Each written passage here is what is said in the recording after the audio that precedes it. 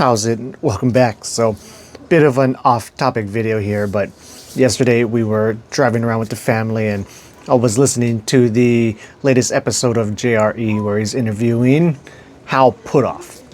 So Hal is a guy who helped the government with their remote viewing program back in the day, and then he also talked about aliens and UAPs and stuff, but the beginning part of the episode was about remote viewing.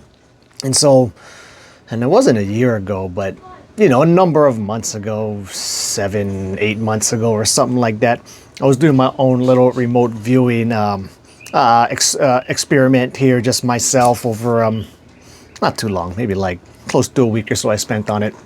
And then part of that time I was having my older son help me out with it by essentially picking out pictures, for me to try and psychically see, essentially.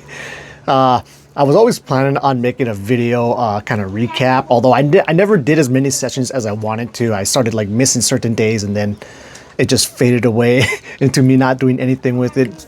I could still do like a little recap of what I did finish. I just got to go ahead and find my drawings and my documentation on it. If not, I could just whip up something off the top of my head with it. But it wasn't really all that successful anyway, so it wouldn't be too much of a video regardless.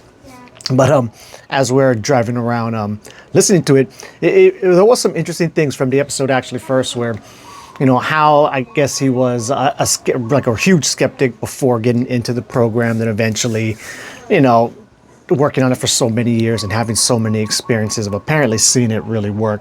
He became a reluctant believer over the years. But what caught me as interesting is like, apparently there's like no limitations to it. Like, I think I remember this correctly, but they could see stuff that was going to happen like a week into the future. So they were like seeing the future on shit.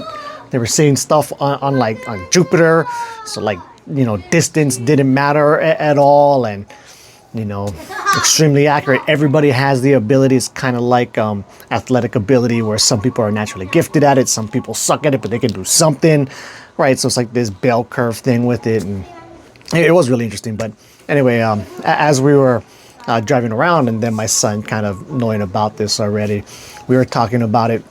And then something else, I guess a little side topic, but you'll see why this makes sense, is something I'll do with not just with my kids. I do it personally for a lot of things. If I'm ever having a hard time trying to decide what I want to do, just to take out the guesswork of me, should I do it? Should I not? Should I do it? Should I not? I just grab a coin, I flip it, and then we just stick to whatever that coin says, right? You really, if you don't really care which side the coin lands on, then you should have just picked whatever it is that you truly wanted to do. So if we can't decide on something, we flip a coin. And then we do that enough that I guess this makes actual total sense. I didn't believe my kids when they first told me this, but they said they saw it on some science YouTube video or something. But a coin has a slightly higher chance of landing on whichever side is facing up when you initially flip it because it wobbles or something like that. So it's like 51% to 49%. So they always try to implement that. If I'm flipping a coin, they know what they want the answer to be. They always try to pick whichever side is facing up when we flip it. But then we're like, what would be a super simple kind of experiment to run with these remote viewer guys, especially, assuming they can like see future events and stuff like that, is just, flip a coin and have them guess which side the coin is going to land on. Do that over a whole bunch, and you get the law of big numbers in there, right? You flip a coin 2 times, there's a pretty good chance it's going to land on heads or tails both times, right? Like 100% on the 2 flips. But then as you start adding more, like 10 flips, it gets closer and closer to 50%, 100 flips, 1,000 flips. The more you do it, the more that true 50% breakdown shows up. So then we also tried it, right? Just really quickly. Okay. Now, this is another thing to point out too, is like when we're doing the coin flips, is sometimes there's these moments where I know I'm going to win or I know I'm going to lose. And like my son could feel it too. Like, this is going to, this is landing on tails. I'm positive. Boom, you flip it and it lands on tails, So there's little moments that truly feel like that. And it's like, I don't track them every time it happens, but it seems like when you have that real deep sense and you're like, oh man, I'm winning this flip, guarantee.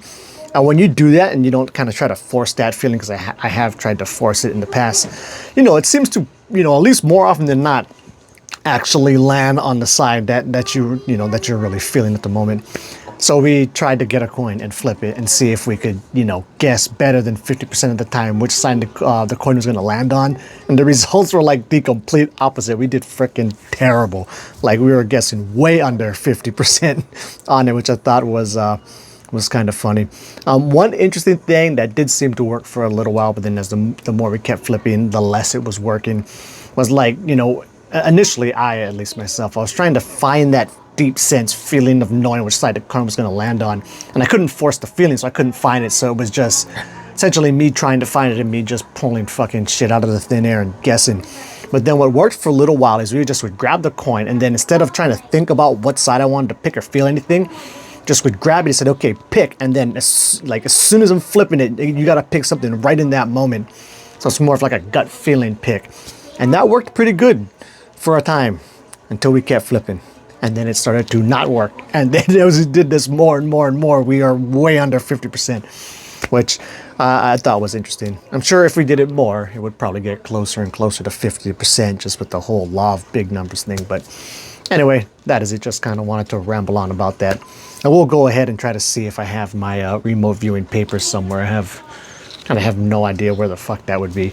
But I'll check, and if I find it, maybe I'll do a little recap report on it. Or better yet, I'll start trying to, you know, test it out for myself and see if I'm actually any good at that and try to prove to myself if it's real or not. With that said, that is it.